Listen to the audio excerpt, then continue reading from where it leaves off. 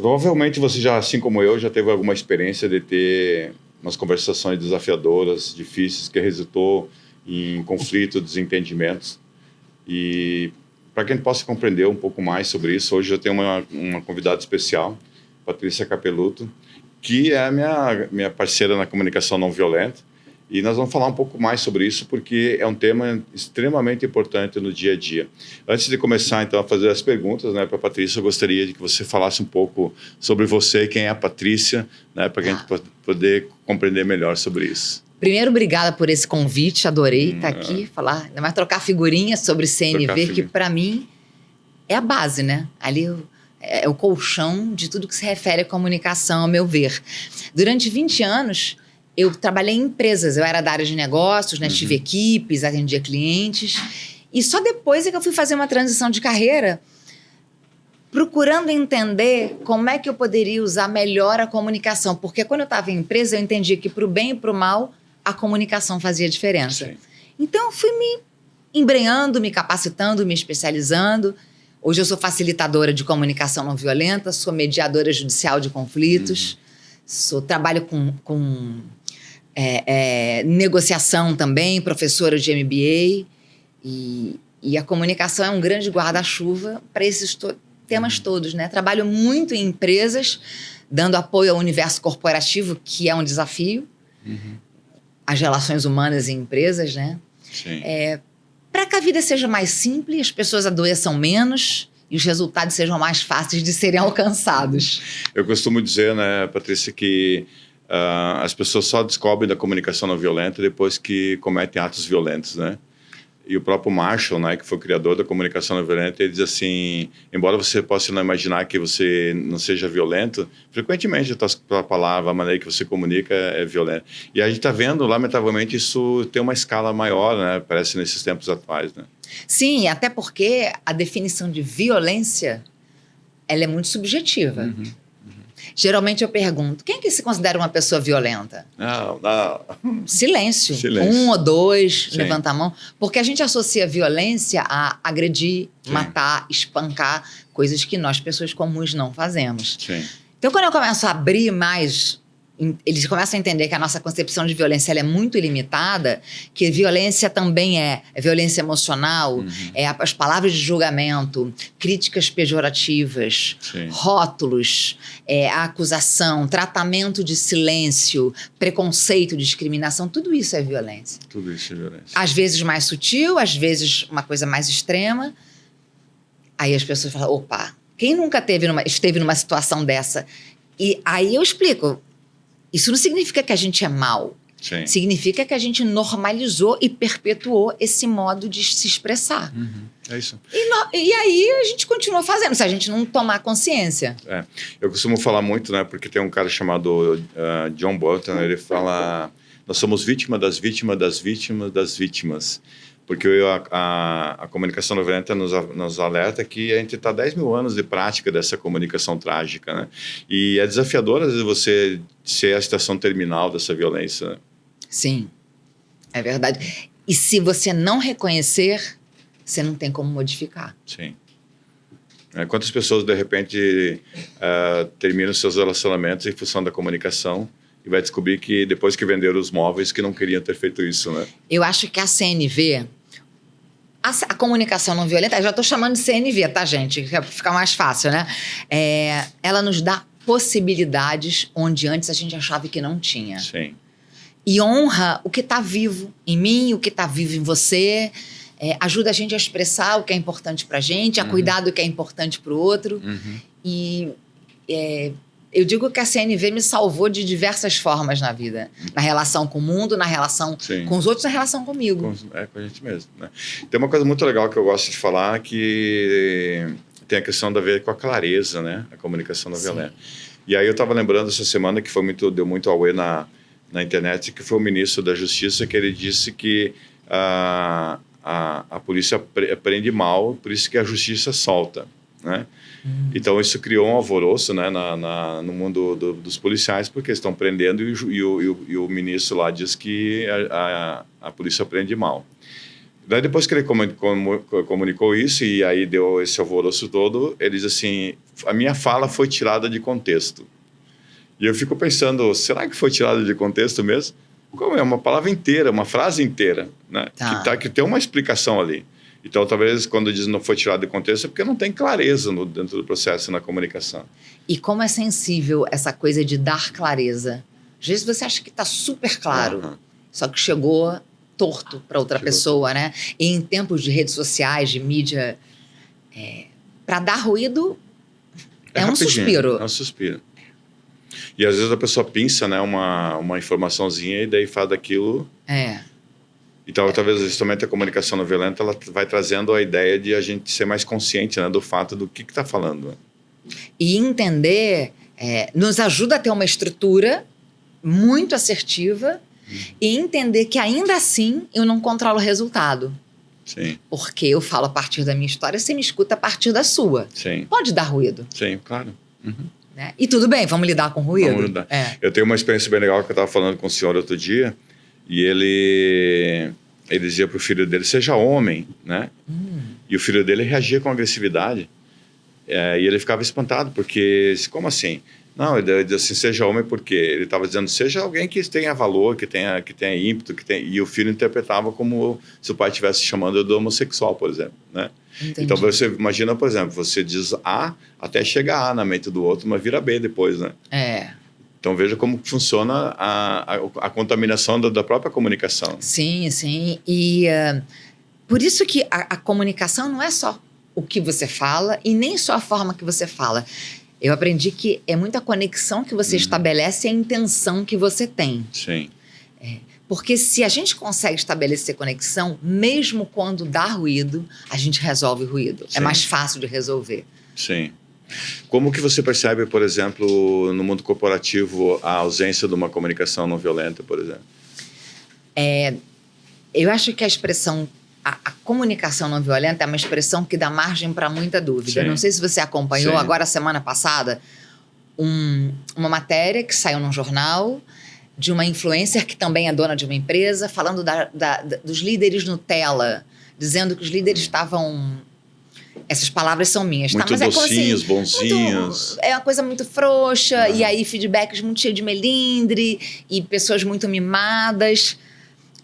Como se ou você vai pra violência ou você é bonzinho. Entendi. Um grande equívoco, né? Um grande equívoco. E às vezes a pessoa associa comunicação não violenta a esse equívoco. Sim. Não, eu não quero... Eu vou ser muito bonzinho, as pessoas vão montar em mim. Sim. E a CNV é o caminho do meio. Sim. Que te dá a estrutura para você ser muito assertivo, cuidando do que você tem que cuidar, para você, para o outro e para a empresa, sem precisar nem ser um malvadão e nem ser o bonzinho. Perfeito. E você vai achando esse caminho. Parece que as pessoas se seduzem ainda com a ideia daquele filme Diabo Veste Prada, né?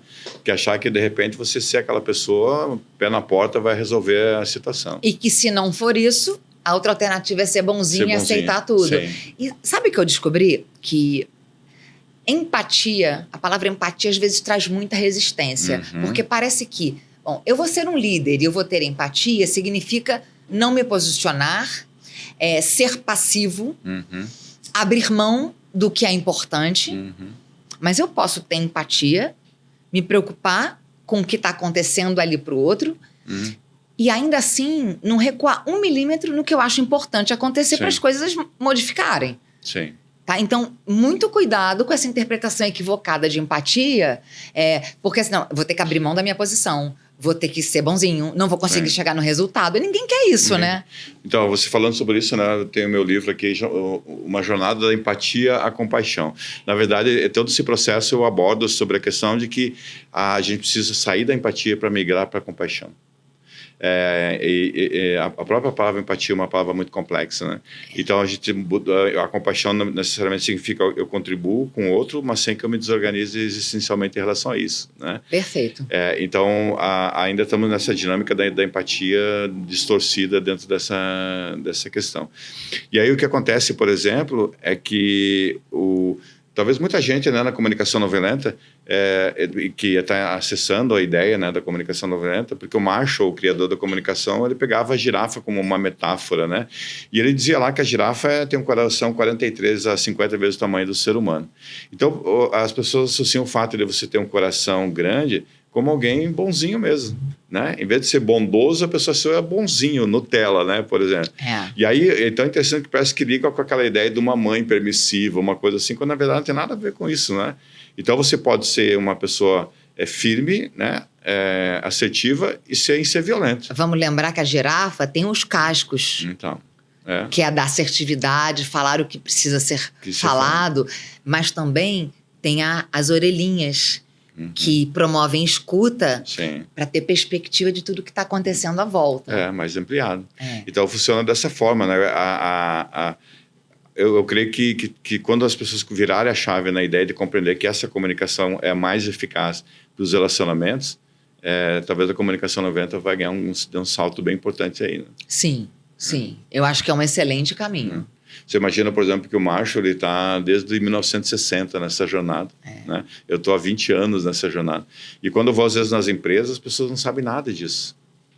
Né? Ontem mesmo, falando com um grupo de empresários, né, que tem uma agência de publicidade, e eles não sabiam nem como se dar um feedback. Eles estavam aflitos e angustiados, porque eles sabem que o feedback que eles aprenderam a dar gera dor e violência no outro. Então, eles ficam no conflito. Eu preciso falar com o meu colaborador, mas não sei como falar. Então é melhor não falar. Se eu não sei como falar, é melhor não falar. E aí a gente tem um outro gap, né? Que são as coisas que vão... uma dor que vai perpetuando outras, né? Sim. Feedback é um dos grandes problemas da gestão brasileira, porque a pessoa sabe que é importante dar, mas eu não sei como dar, então é melhor não dar. Melhor não dar. E quando eu dou, dá problema, então, né?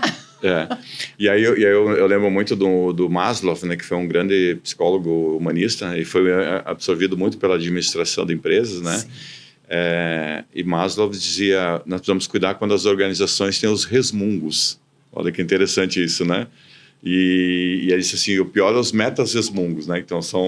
Então, quando começa os resmungos é porque a comunicação tá mal estabelecida aí. Sim, e o resmungo, ele é mais perigoso que a divergência. Que até a fofoca, inclusive, né? Porque a divergência, eu vou dizer assim, eu não concordo, eu não gostei, eu não vou fazer, eu não me comprometo. Você consegue lidar com isso. Sim. Quando eu resmungo, sozinha, resmungo com meu colega, o que está no ar é o silêncio, você não sabe. Sim. E como é que você administra? E aquilo vai contaminando, né? Como um fungo que vai indo. Né?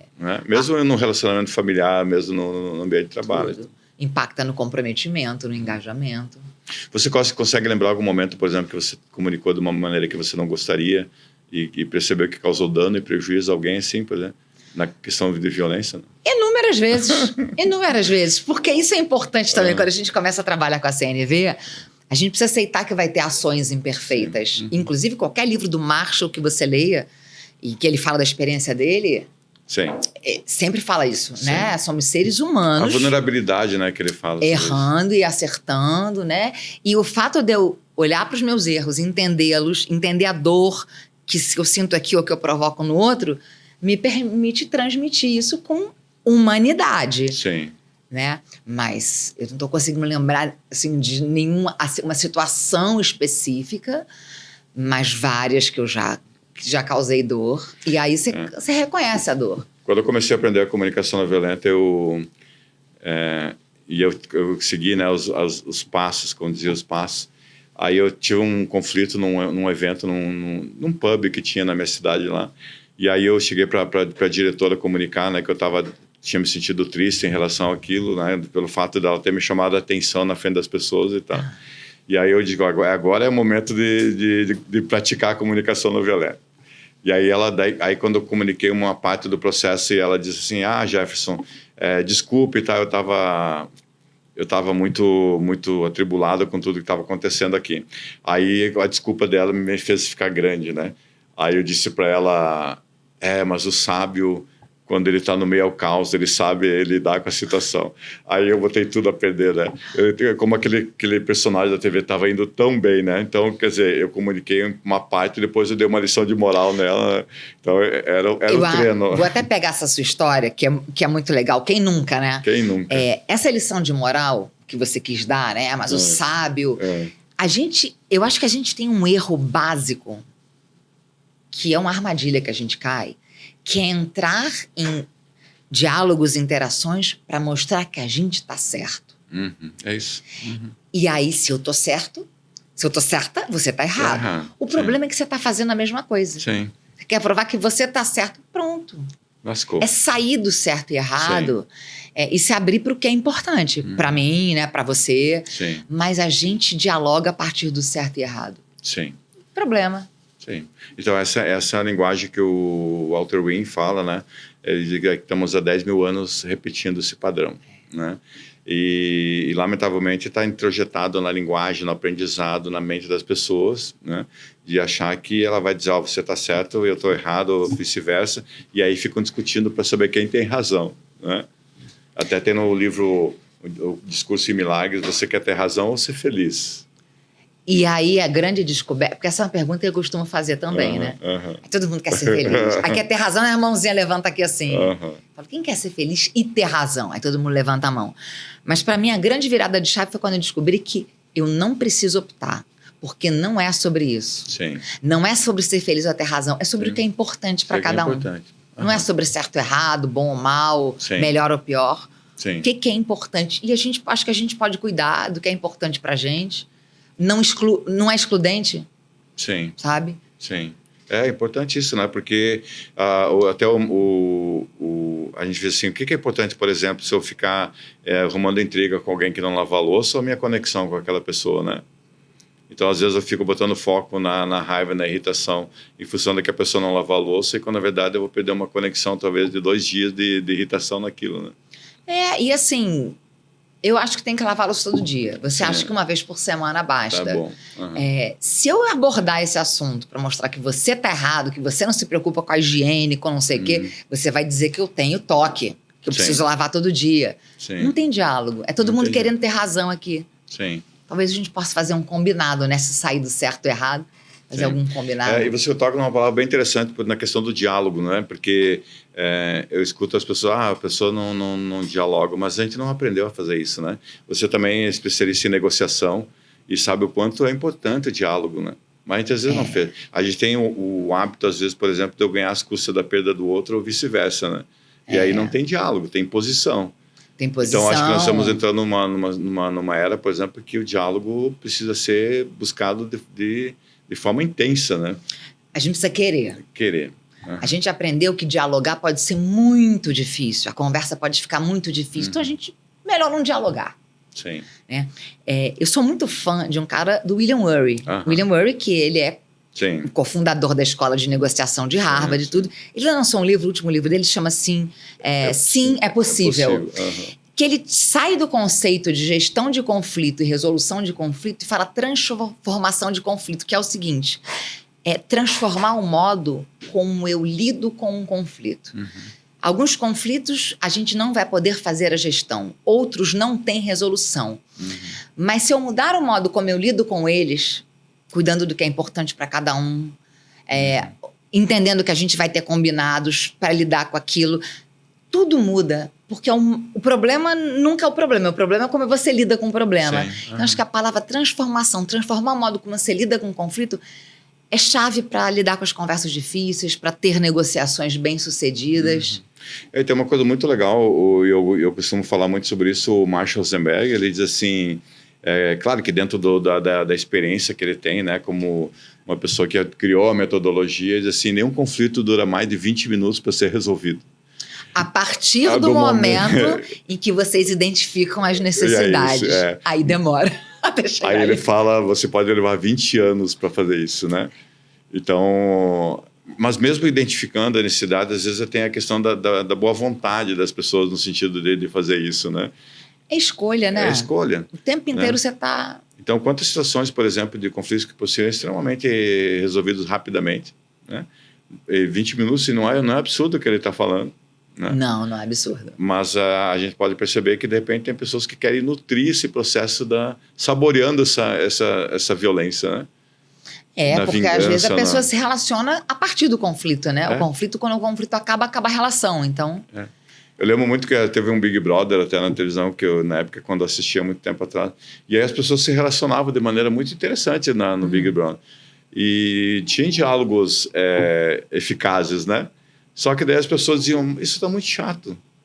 Né? Como se você comunicar de forma não violenta, precisa comunicar de forma violenta para criar todo aquele drama do amor romântico, Tristão e Isolda, aquela coisa toda, né? Eu acho que quando a gente assiste, como é que a gente quer assistir um filme, uma série? A gente quer conflito, né? É isso. Porque dá um movimento. Dá um movimento. E aí entra no reality show que a audiência sobe a partir do conflito. Do conflito. Acabou. Lascou geral. E você fala muito, eu gosto muito de pensar sobre isso, o que você elenca, por exemplo, conversas difíceis, por exemplo, né? Tá. Que geralmente até tem um livro, né, que é o Conversas Difíceis, não recordo o nome do livro, e ele diz assim, como que você vai dizer para um amigo que ele está com mau hálito, por exemplo? Isso é uma conversa desafiadora. Para algumas pessoas sim, para outras não. Sim. Vai dizer, então, a conversa difícil, ela é tudo que você considera delicado de ser abordado. Sim. Algumas vão ser para mim, outras não vão ser, vou lidar bem. Sim. E entrar nessa conversa a partir de armadilhas, como, por exemplo, eu tô certa e você tá errado, vai tornar a conversa difícil. Tem as conversas difíceis que são desnecessárias, que é quando a gente cai em armadilhas da comunicação. Entrar na conversa para provar que eu tô certa. Deduzir a sua intenção. O barulhinho da mesa. Deduzir a sua intenção sem nem perguntar para você se é isso mesmo. E é claro que eu vou deduzir que a intenção é ruim. Expressar meu incômodo falando de você, porque você, Jefferson, você isso, você aquilo. Então, assim, elas não precisariam ser difíceis. Eu chamo de conversas difíceis desnecessárias. E temos as necessárias. Aquelas que a gente precisa ter. E às vezes pode levar uma vida inteira e não vai ter aquela conversa. E quando você está falando de empresa, não tê-las vai te adoecer ou vai adoecer as pessoas, vai impactar na velocidade da tomada de decisão, nos resultados, no comprometimento, no engajamento. Sim. Não dá para fugir. Sim. Quer dizer, você foge com um monte de consequência. A gente não controla o resultado de uma conversa difícil. Sim. Então, a gente tem medo de entrar nela. Eu tenho por experiência até, e pelos estudos, né, da neurociência, os homens, em média, falam 7.000 palavras por dia. E as mulheres falam em 21 em média. Olha. Então, por isso que, às vezes, para o homem, por exemplo, é muito mais desafiador você buscar um nível de resolução de conversa, né? Porque quando, de repente, você começa a argumentar, racionalizar em cima disso, já vem 10.000 palavras do outro lado. Tá. Então, tem um cara chamado John Gottman, que ele é uma das maiores autoridades em relacionamentos. Ele diz assim, normalmente, pelas pesquisas que ele tem, né? Ele tem um chamado Laboratório do Amor nos Estados Unidos, e ele pesquisa casais. Então, ele foi descobrir, por exemplo, que as mulheres têm um padrão muito alto de crítica. Não que o homem não tenha, mas como ela tem esse nível de comunicação muito alto, ela tem a tendência de criticar muito mais a pessoa, o homem, né? E aí, ele diz que lá, em torno de 87% dos homens, quando eles se sentem criticados, eles se fecham por comportamento. Olha que incrível isso, né? Então, mas por que faz isso? Porque nós temos uma defesa biológica, né, de uma resposta rápida da adrenalina e preparado para o ataque.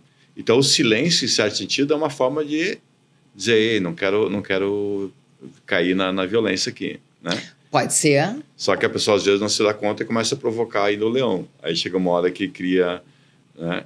Então, nós, homens, que temos muita dificuldade da comunicação. Você pode, talvez, fazer um levantamento e vai ver como é desafiador. Né? E penso, e eu vou falar aqui de pitaco, eu não tenho estatística para falar isso, mas que, às vezes, por o homem ser mais direto, ou mais assertivo, ou pelo menos tentar ser, ele elimina algumas etapas que talvez cuidassem melhor dessa interação. Ele vai, pá! Sim. Aí aquilo dói. Aí ela fala. Fico imaginando, né? De uma forma até pejorativa, classificando homem e mulher assim. Mas Isso somos pessoas diferentes, Aham. com histórias diferentes, Sim. gerações diferentes, gêneros diferentes.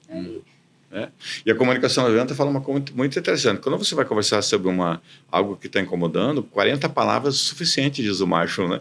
E ele fala assim, 41 já é exagero. Então, você imagina. Então, a gente precisa condensar tudo isso nesse processo para poder, em pouco tempo, você comunicar. Olha, eu fico triste e me incomodo quando isso está acontecendo. Sim. Não deu 40 palavras, né? Sim, a gente aprendeu a falar do próprio incômodo falando do outro, né? Você fez isso, você é aquilo, você é aquilo outro. Uhum. Aí pronto, você se fechou o canal de escuta. Você não quer mais Fechou me o canal escutar. de escuta. Tô acusando você, tô criticando, tô te rotulando, né? Eu gosto muito de ter um experimento que é com cachorros, né?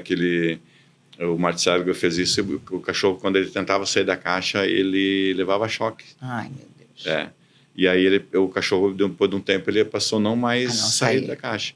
Então ele definiu esse comportamento como tipo uma obediência aprendida, assim, né? Sim. Então a mesma coisa no relacionamento. Se você conversa com uma pessoa, por exemplo, e ao invés dela te jogar uma boia emocional para te ajudar a sair daquele afogamento emocional, ela te joga um tijolo. Possivelmente você vai fazer que nem o cachorro, dizer, o que adianta tentar? De que adianta eu praticar? E aí eu vejo que está a responsabilidade das lideranças, porque se eu não crio um cenário onde é seguro falar as coisas comigo, eu como líder, Sim. você não vai falar. Sim. Só que não falar sobre as coisas não significa que elas não existam. E estão ali mobilizando tudo, né? Sim. Então, a liderança tem uma responsabilidade extra, não só de abordar, mas de falar, de deixar claro que pode falar. Isso é a segurança psicológica, né? Pode falar, ninguém vai ser punido nem tolhido por falar. Sim, isso é importantíssimo. Né? Você percebe, por exemplo, que às vezes a liderança está carente desse tipo de informação, seja na comunicação, inteligência emocional, por exemplo? Olha, quando eu estou nas empresas, né, e às vezes em palestras, às vezes em treinamento, onde eu consigo aprofundar, é um mundo de descobertas. Sim. De coisas que a pessoa faz sem perceber que está fazendo, os impactos que tem do que ela faz ou do que ela não faz. E a partir da informação e da consciência, ela pode começar a fazer diferente, porque aí também dou ferramenta, recurso, mas tem uma reação muito assim, às vezes de, meu Deus, eu faço isso.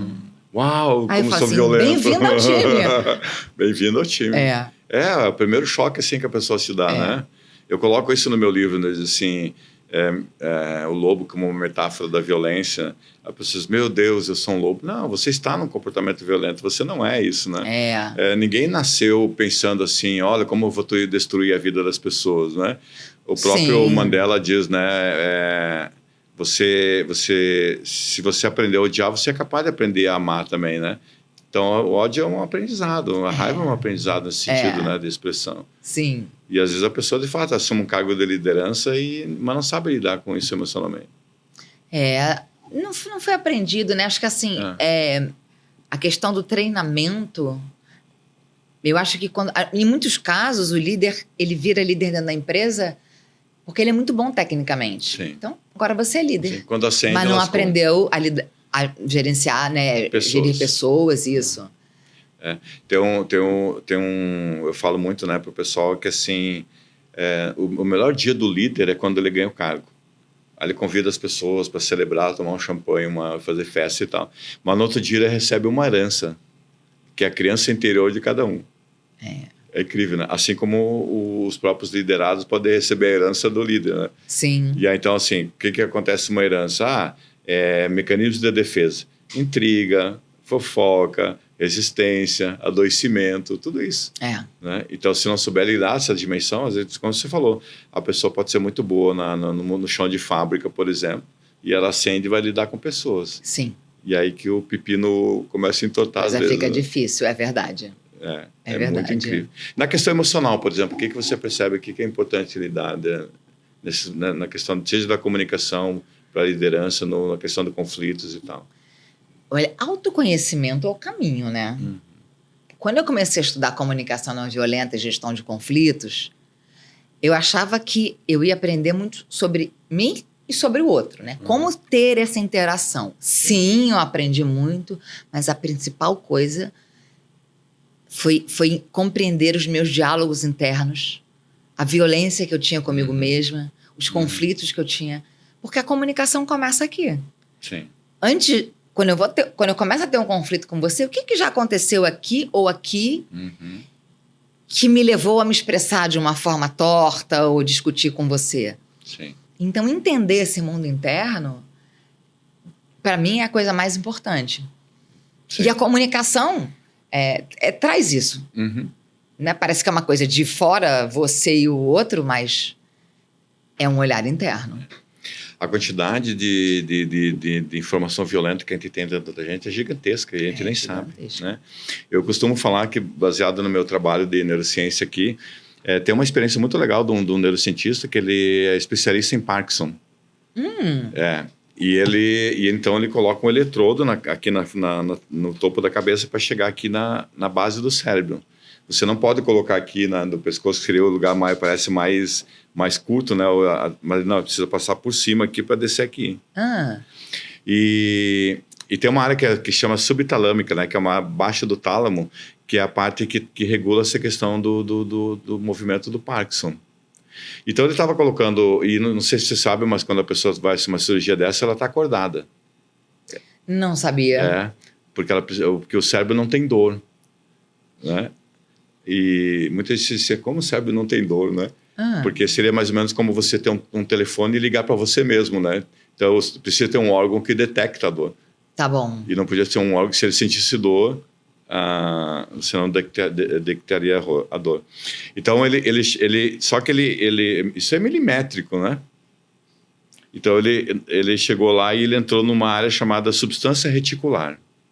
A substância reticular tem mais ou menos um comprimento assim e uma espessura de uma cabeça de um lápis, espessura de um lápis. E ele foi descobrir, por exemplo, que se você tiver uma lesão nessa área da cabeça de um fósforo, você perde a consciência total. Então a neurociência está descobrindo que a consciência está na base do cérebro. Tá. Né? E quando ele chegou lá, ele acabou entrando com o eletrodo na substância reticular. E não na talâmica, que é um pouquinho acima. E quando ele ligou o aparelhinho, o marca-passo, né, para regular o movimento, essa senhora de 65 anos começou a falar assim, que inferno na minha vida, por que eu vou fazer isso? Que sentido tem essa existência? E ela começou a falar tudo isso. E ela não tinha quadros depressivos. Depois que ele desligou, ela voltou, em 90 segundos, ela voltou ao estado natural dela. Então, está descobrindo que todas essas palavras que a gente escutou ao longo da vida, desde a primeira infância, está aqui, que a gente nem sabe. Entendi. Que está ali. Imobilizando a gente. Isso, e como está muito ligado na questão do emocional, de luta, fuga e tal, qualquer frequência de voz que aciona essa memória faz que nem essa senhora que começa a falar coisas que... Entendi. Isso é chocante. Então, por isso que quando você fala da autodescoberta, é um trabalho que precisa ser feito. Sim, até porque quando o outro vem com palavras duras, te acusando, te criticando e te rotulando, a nossa mente entende que é perigo ali, né? É perigo. É uma ameaça. Se prepara para atacar ou se defender. É uma ameaça. Eu não quero mais te escutar, é ataque e defesa. Então, quanto aprendizado a gente tem ainda para fazer, né, nesse sentido? Muito, muito.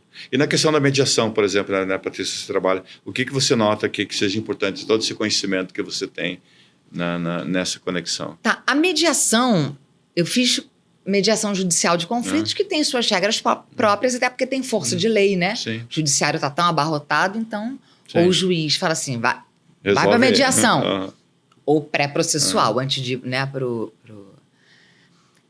O que eu descobri é que não importa, quando eu fazia mediação judicial, não importa se eu estou falando ali com um morador de comunidade, se é um grande empresário de uma empresa, se é um casal discutindo pensão, as dores da relação são as mesmas. Sim. Né? E a de nós seres humanos também. Todo mundo temos as mesmas necessidades. Exatamente. E a gente quer que elas sejam cuidadas e enxergadas pelo outro, que o outro compreenda e respeite, mesmo que não concorde. A mediação é um meio de facilitar o diálogo, ou de restabelecer o diálogo quando ele acabou, né? O acordo é uma consequência que pode ter ou não. E talvez uma oportunidade que essas pessoas, assim, nunca tiveram um nível de qualidade de comunicação desse jeito. Eu digo, o mediador, ele é um tradutor. Sim. Você vai dizer uma coisa me acusando e talvez esse mediador vai fazer aqui a tradução, decodificação do que eu estou querendo dizer. Qual a necessidade que está por trás da minha fala? Sim. Então, você vai... E aí, quando você... Enfim, começa a dominar isso, vamos dizer assim, que você aprende a fazer isso, e em qualquer cenário você pode compreender o que apoiar as pessoas a dialogarem de novo. Então, eu costumo falar muito de uma história que é bem interessante, que aqui no Rio tinha um rapaz que a companhia de água ia ser privatizada. Tá. E ele encontrou uma maneira de protestar, porque ele era funcionário da empresa e ele tinha a possibilidade de ser demitido. Então ele foi lá na frente da companhia e começou a jogar pedras no prédio, né? Olhando de uma ótica assim, fora da comunicação 90, você vai dizer assim, o cara está cometendo um ato de violência, né? Em certo sentido, sim, porque ele está... depredando algo que não é dele, isso. Mas por debaixo desse comportamento que ele tem uma necessidade, ou várias, né? Que estão clamando por ser atendido, né? Então, cada pedra que ele joga, ele está dizendo... Como é que eu vou pagar a escola? Como é que eu vou pagar a alimentação? Como é que eu vou pagar... Então, é nesse mundo que a gente precisa mergulhar, né? E provavelmente essa pessoa não foi escutada. Não. Né? Não foi... Eu costumo contar uma história quando eu dou treinamento e que eu vou falar das necessidades. Para entender o que é necessidade, eu conto a história de duas amigas que um dia, eu tava perto, uma virou para outra, enfiou o dedo na cara da outra e falou assim... Porque você não me conta mais nada da sua vida. Aí a outra veio... E você? Sabe aquelas... Sim. Vai escalando. E na hora, nesse início que eu vi aquilo, quando a outra começou, eu falei assim, peraí, gente, eu posso traduzir o que ela falou pra você? Aí os dois me olharam meio assim, né? Porque não é uma coisa que habitualmente eu faço. Mas é que eu peguei na hora o negócio. Ela falou, falei, você tá com saudade dela, né? Ela falou assim, tô. Era só isso. Olha só. Genial, né? Porque você não me conta mais nada da sua vida. A gente aprendeu a fazer isso. Em vez de dizer, tô com saudade, né? Claro. E tem uma coisa muito interessante que o Marshall Rosenberg ele fala que é impactante, né? Ao mesmo tempo que ele fala dos não sentimentos, né? Então, ele diz assim, o que é o não sentimento? É rejeitado, né? Então, ele diz assim, se você quer ser rejeitado por alguém... Diga que aquela pessoa está te rejeitando, que você vai ter mais potência ainda de ser rejeitado. Olha que incrível isso, né? Você pode fazer a experiência, por exemplo, de dizer à pessoa, cadê você? Né? Você me abandonou. É uma linguagem de rejeição. E é incrível, porque a pessoa não vai conectar com você e ela vai se afastar mais ainda porque você está dizendo que ela está te rejeitando. Está usando uma crítica por debaixo de um falso sentimento. Ela vai olhar para a crítica. Vai olhar para a crítica. Poxa, né? Eu faço tanto por essa pessoa, ela diz que eu estou rejeitando ela. Então, é uma coisa não muito... Não vai conectar com a dor, né? Muito incrível. E aí o que acontece? Às vezes a pessoa diz assim, olha, eu tenho percebido que faz 3 semanas que você não entra em contato comigo, eu tenho saudade, né? Que é diferente você está me rejeitando. E aí ele diz isso, me rejeitando, me ignorando, me desprezando. Quanto mais você fala assim, mais a pessoa se afasta. Sim. Né? Porque como é uma crítica disfarçada de uma expressão de sentimentos falsos, né? Sim. A pessoa sente a dor do julgamento. É isso. E vai se afastando. Aí o diálogo vai ficando mais difícil, né? Show de bola. Patrícia, antes de nós terminarmos aqui, passa rápido o nosso tempo. Já né? Eu fui perdendo o tempo. Eu quero lhe presentear com 2 livros meus. Adorei! ABC de Girafez, Comunicação Não Violenta, e o meu livro de Inteligência Emocional, né? Uma motivadora leitura para você. Muito obrigada, aqui os dois. Que legal. E eu gostaria então que você deixasse uma mensagem, né, para as pessoas sobre todo esse teu trabalho, né, como as pessoas se encontram também no teu contato, como elas podem pelo menos começar a aprender a lidar com as questões desafiadoras da comunicação, seja em casa, no trabalho, e ter um ponto inicial dentro dessa questão. Tá, então, a principal mensagem que eu gosto de deixar é assim, se você não sabe como tocar num assunto, não sabe como falar determinada coisa, não acredite que, já que eu não sei como falar, é melhor não falar. Existe caminho de aprendizado. O que a gente não sabe fazer ainda, a gente aprende. E a vida e as relações ficam mais simples. Tem muito vídeo, muito texto, muita coisa na internet sobre comunicação não violenta. Então, você vai achar, se você quiser se aprofundar, você vai achar caminhos ali. Se você quiser entender como eu falo desse tema, de tudo que a gente falou aqui, eu estou no Instagram, Patrícia_Capeluto. Tem um site, patriciacapeluto.com.br. Vamos nos conectar por lá que eu vou adorar. Oh. Obrigada. Gratidão. Eu adorei.